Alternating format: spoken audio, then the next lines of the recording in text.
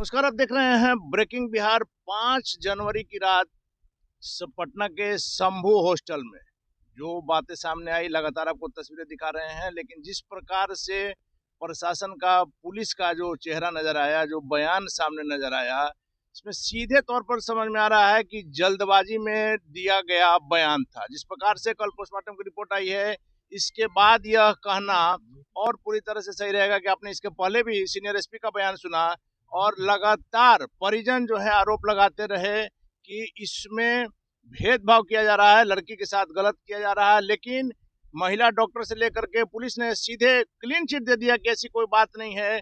नींद की गोली का भी उसके सर्च हिस्ट्री में जो बातें सामने आई, ये तमाम खबर आपको हमने दिखाई थी। इसी विषय पर बात करेंगे। हमारे साथ अभी परबत्ता के पूर्व विधायक डॉक्टर संजीव कुमार, जो पीड़ित परिजनों से मिलने के लिए जहानाबाद जा रहे हैं। सर, क्या कुछ कहेंगे इस मामले में? ये मामला जब से संज्ञान में आया तो मैं लगातार बात कर रहा था, डॉक्टर से भी बात किया। मुझे जानकारी तब मिली जब वो बच्ची को भेजा गया मेदांता हॉस्पिटल। तो मुझे मनीष कश्यप जी ने फ़ोन किया कि ऐसा ऐसा है भैया, एक बार आप बात करते कि क्या स्थिति है। उस वक्त मैं उनके डायरेक्टर हैं डॉक्टर रविशंकर, उनसे मैं बात किया। वो भी वहाँ थे नहीं। तो वो बताया कि पॉइजनिंग का केस है और बच्ची का डेथ हो चुका है ऑलरेडी। तो मुझे भी लगा कि वो अपने सुपरिटेंडेंट से बात करके बताए। मैं बताया उन लोगों को, देखिए तो ऐसा बता रहे हैं। तो मैं उनको बता दिया, उनके जो परिजन सब थे उनसे भी बात हुई मेरी। तो मैं बता दिया ऐसा ऐसा है। उसके बाद फिर ऑल ऑफ ए सडन जब फिर मैं देखा कि एसएसपी का प्रेस कॉन्फ्रेंस हुआ और प्रदर्शनकारियों पे एफआईआर भी हुआ और बोले कि ये तुल पकड़ाया जा रहा है मामला का, और जिस कॉन्फिडेंस से वो बोले तो मुझे लगा कि भाई हो सकता है कि कुछ कंफ्यूजन रहा होगा। और एसएसपी तो बहुत सिंसियर आदमी है, ईमानदार हैं, उनके बारे में। तो लेकिन उसके बाद फिर परिजन सबका फोन आया मेरे पास कि नहीं नहीं ये गलत है, शरीर पे चोट का भी निशान है बहुत जगह। उनके परिवार के लोग में से कोई फोन किए मुझे, डॉक्टर साहब आप इस मामले को थोड़ा देखा जाए। तो उसके बाद मैं वेट किया, मैं सोचा कि पोस्टमार्टम का रिपोर्ट आ जाए फिर मैं बात करता हूँ। मैं बाहर था पटना से। पोस्टमार्टम का रिपोर्ट आया, फिर सभी लोगों ने मुझे बताया कि नहीं इसमें पुष्टि हुई है कि रेप किया गया है बच्ची के साथ। तो अब तो ये बहुत बहुत बहुत ही बड़ा दुखद है, और दुखद इस मायने से भी मुझे लग रहा है और कि भाई ठीक है, रेप हुआ तो तब तक तो एक पहली बात है कि आपको इस कॉन्फिडेंस के साथ प्रेस कॉन्फ्रेंस पुलिस पदाधिकारी को नहीं करना उस पर से चाहिए, सीनियर एसपी को, कि भाई जब इतना बड़ा मैटर है तो आप अभी थोड़ा वेट करते। और सीधे अगर आप जो प्रदर्शन, शांतिपूर्ण प्रदर्शन कोई कर रहा है उस पर एफआईआर करके उनको भी परेशान करना, ये भी दुखद है।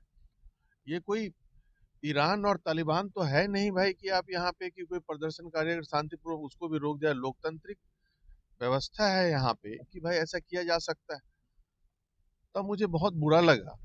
तो मैं यही चाहता हूँ कि ये मामला, ये छोटा मोटा मामला मुझे अब लग नहीं रहा है, क्योंकि जिस हॉस्पिटल में पहले इलाज हुआ, क्योंकि एसपी का, एसएसपी का कोट आप देखेंगे, व्हाट इज सेड कि डॉक्टर्स से बात करने पे पता चलता है कि पॉइजनिंग का केस है। तो डॉक्टर भी इनको मिसगाइड किए हैं। तो किस डॉक्टर से ये बात किए हैं उनसे भी बात करने, उनको उन पे भी जानकारी लेनी चाहिए, उस पे भी क्वेश्चन होना चाहिए कि भाई डॉक्टर ने गलत जानकारी क्यों दिया आपको। जो डॉक्टर उनके ट्रीटमेंट में एक्चुअल इन्वॉल्व है उनकी भी संलिप्तता मुझे लग रही है इसमें।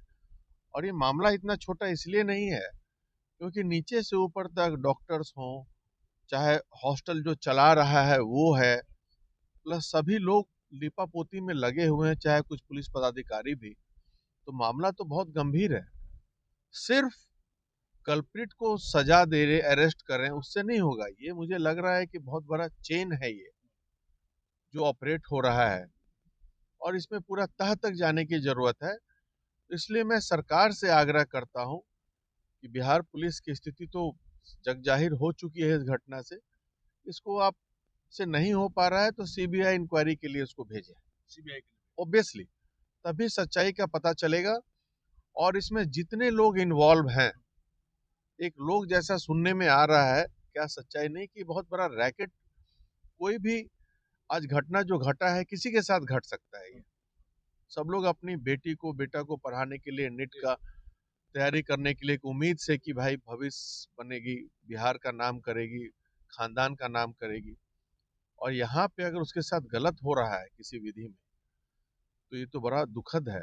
और एक सिस्टम बनाना चाहिए कि जितने गर्ल्स हॉस्टल हैं पटना में, उसका एक मॉनिटरिंग होना चाहिए, सब में सीसीटीवी कैमरा लगना चाहिए, और पुलिस कंट्रोल रूम में ही एक अलग से गर्ल्स हॉस्टल का एक आपको सेल होना चाहिए जो उसको मॉनिटर करे। पटना के जितने प्राइवेट गर्ल्स हॉस्टल हैं, ऑनलाइन का सिस्टम है। नहीं, आपने आपने शायद देखा होगा सर, पुलिस ने शुरू में ही कहा कि सीसीटीवी फुटेज की जांच में कोई संदिग्ध बात नजर नहीं आई है। उसके कमरे से 80 की 90 नींद की गोलियां मिली हैं। सर्च हिस्ट्री में नशा का कुछ वो सर्च कर रही थी। उसके बाद से जब पोस्टमार्टम की रिपोर्ट आई तब जा करके जो जिसका हॉस्टल है वो, या आप कह सकते हैं कि जो मकान का जो ऑनर है, उसको कल गिरफ्तार किया गया कि किसी तरह का सबूत से छेड़छाड़ नहीं हो। तो जो बातें शुरू में करनी चाहिए वो बाद में की जा रही है, यानी कि किसी सफेद पोस्ट को बचाने का प्रयास चल रहा है। भाई सफेद पोस्ट हो कि कोई भी हो, ये जो डेफिनेटली कोई ना कोई तो इसमें लगा ही हुआ है कि भाई सब जगह मैनेज कर लिया, लोअर लेवल पे पुलिस को मैनेज किया हुआ है। नॉर्मल आदमी तो नहीं कर सकता। नॉर्मल आदमी तो कर नहीं सकता है, चाहे पैसे के बल पे किया हो, चाहे पावर के बल पे किया हो। ये तो कुछ ना कुछ तो इसमें बहुत मेजर इशू है, मुझे लग रहा है कि घटना है ये। और इससे जब अंदर जाएंगे तो बहुत लोग इसमें फंसेंगे, मुझे पूरा विश्वास लग रहा है कि इसमें ये सीबीआई जांच की आप एक, मांग कर रहे हैं। ऑब्वियसली मैं सीबीआई जांच की मांग करता हूं कि सीबीआई जांच हो, और इसमें जितने लोग इसमें इन्वॉल्व हैं, ऐसे लोग जो देह व्यापार हो, चाहे जबरदस्ती किसी के साथ गलत करवाते हो। और ये बच्ची पढ़ने में बहुत तेज थी, पहले बार भी नीट कंप्लीट कंप्लीट की थी, गवर्नमेंट डेंटल कॉलेज मिल रहा था इसको। तो बच्ची का इसमें कोई इन्वॉल्वमेंट नहीं है, जबरदस्ती किया गया है बच्ची के साथ, तभी तो बॉडी पे ऊन का पूरा जो जख्म का निशान है, इसका मतलब जबरदस्ती किया गया है इसके साथ। तो उस पे तो एकदम ही कार्रवाई होना मस्ट है। इस एंगल से सोचें कि इसका इसका जड़ बहुत अंदर तक गया हुआ है इस घटना का। ये तो सिर्फ आप ऊपर की सतह को हम लोग अभी देख रहे हैं, पूरी जांच होगी तब तस्वीर पूरी साफ होगी। जांच होगी, तस्वीर साफ होगी। और मुझे लग रहा है बहुत बड़ा रैकेट कहीं इसमें नहीं निकल जाए, तो सभी लोग, अब जिस शंभू अग्रवाल की बात की जा रही है, क्या नाम है शंभू उसका, शंभू हॉस्टल में शंभू कुछ हॉस्टल अग्रवाल है, दंपति हैं जो जो संचालक मनीष हैं। मनीष या कोई हम्म, है, संचालक हैं। तो ये सब का तो अच्छे से पूरा खंगाला जाए कि भाई आप कहाँ से इतना पैसे वाले हो गए, आप 5 साल में एक हॉस्टल चला के कहाँ से इतने पैसे पूरी वाले हो गए। अगर जांच होती है तो कुछ चौंकाने वाले नतीजे सामने आ सकते हमें तो लग रहा है जांच हो, और प्लस इन लोगों को ना, इन लोगों को हॉस्टल से निकाल के इन लोगों को हॉस्टल को बुलडोज करना चाहिए। हैं। ये देखिए सिर्फ तो गरीबों के घर को तोड़ने से कानून व्यवस्था नहीं होगा। कोई सीटी मारा है तो उसको पकड़ के 4 डंडा दे दिए, कोई लहरिया कट बाइक चला रहा है 5 डंडा दे दिए। तो ये सब जो आई वॉश करता है पुलिस यहाँ का, अच्छा है कि भाई जो मेन कल्प्रिट पकड़ा है तो उस पर कार्रवाई अच्छे तरीके से करना बहुत जरूरी है एकदम, ताकि दूसरा कोई हिम्मत नहीं कर सके फ्यूचर में किसी भी बच्चियों के साथ ऐसा दुस्साहस करने का। देखिए, तो कोई आगे से ऐसी दुस्साहस करने की हिम्मत ना कर सके। निश्चित तौर पर इस मामले में कुछ छिपाया जा रहा है। डॉक्टर संजीव कुमार ने सीबीआई जांच की मांग की है, क्योंकि जिस प्रकार से होनहार बच्ची थी और कहीं ना कहीं प्रेशर में यह काम हुआ है, और किसको बचाने का प्रयास हो रहा है, यह तो पूरी तरह से जब जांच होगी तभी क्लियर होगा। फिलहाल अभी हम पीड़ित परिजनों से मिलने के लिए डॉक्टर संजीव कुमार के साथ जा रहे हैं। लगातार आपको खबर दिखाते रहेंगे। फिलहाल आप बने रहे ब्रेकिंग बैग्स।